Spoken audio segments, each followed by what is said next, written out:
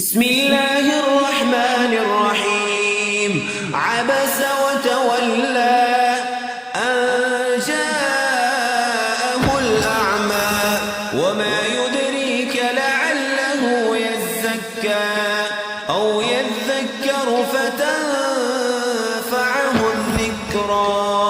أما من استغنى فأنت له تصدى وما عليك ألا يزكى.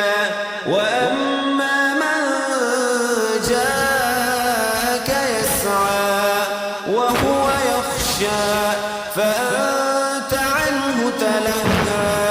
كلا إنها تذكرة فمن شاء ذكره في صحف مكرمة مرفوعة مطهرة بأيدي سفرة كرام بررة.